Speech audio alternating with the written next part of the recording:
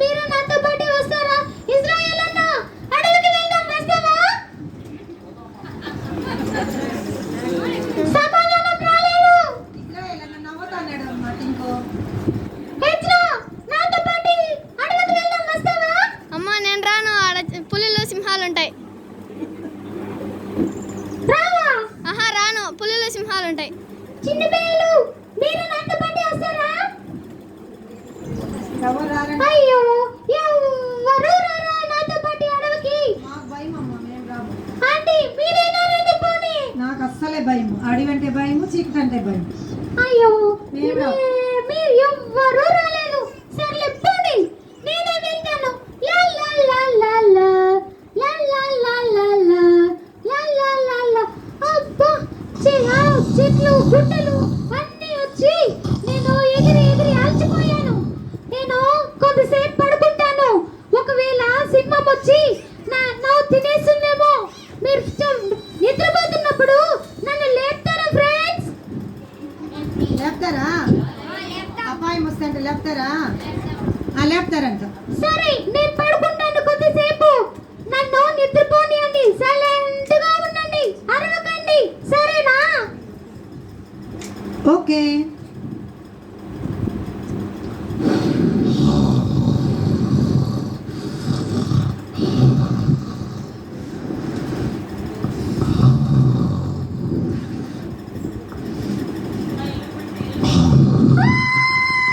నన్ను ఏమో చంపేసింది. చూడండి ఫ్రెండ్స్, మీరు లేపమంటే లేపలేదు కదా నన్ను.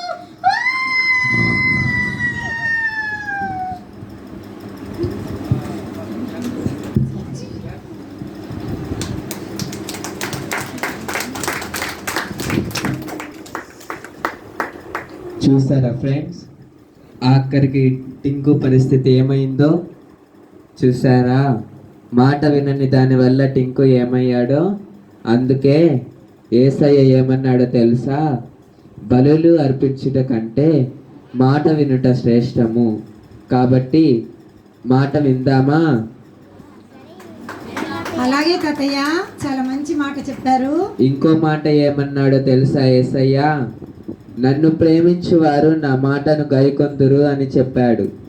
కాబట్టి పిల్లలు ఆయన మాటను వినాలి, ఆయన ఆజ్ఞలను గైకొనాలి. పిల్లలు ఈ రోజు నుండి దేవుడు చెప్పిన మాట విందామా? మనకు మాదిరి ఎవరో తెలుసా పిల్లలు? మన యేసయ్య తండ్రి దేవుడి మాట విని పరమును విడిచి ఈ లోకానికి వచ్చినాడు. కష్టపడి సిలువను మోసి ప్రాణం అర్పించినాడు.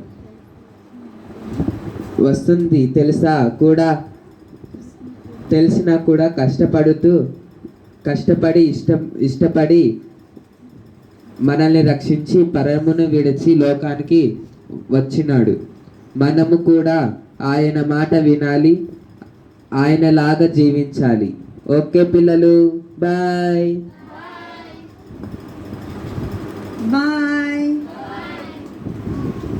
కాబట్టి పింకీ, ఆంటీ, పింకీ, పింకీ చాలా బాగుంది. పింకీ, మంచి కథ చెప్పించినావు నువ్వు మీ తాతయ్య దగ్గర. అవునా ఆంటీ? ఆ, చాలా బాగుంది కదా ఆంటీ. మాకు ఒక మాట నచ్చింది, చెప్దుమా? చెప్పండి ఆంటీ. ఏ మాట అంటే యేసయ్య కష్టపడేదానికి ఇష్టపడి పరలోకాన్ని వదిలొచ్చాడు కదా పింకీ? అవునా ఆంటీ? తాతయ్య ఎంత బాగా చెప్పాడు కదా. అవునా ఆంటీ? ఓకే, మీరు మాకు మంచి కథను చెప్పినందుకు నీకు మీ తాతయ్యకి thank you. It's okay aunty. Hi friends, నేను ఇంక మా ఢిల్లీకి వెళ్ళిపోతాను పిఎం దగ్గరికి. మీరు వస్తారా? మేము రామమ్మా. పిఎం మా ఊర్లో కూడా పిఎంలు ఉన్నారు.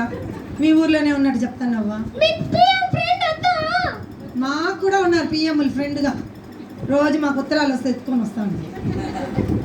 Okay bye Pinky. Bye aunty. Bye. అందరు బాయ్ చెప్పండి, మా వెళ్ళిపోయి. Bye bye.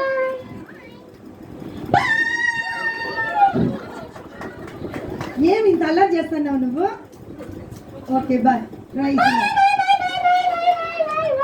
బాగా అత్త అయిపోయినావు కదా నువ్వు. Bye Pinky, bye.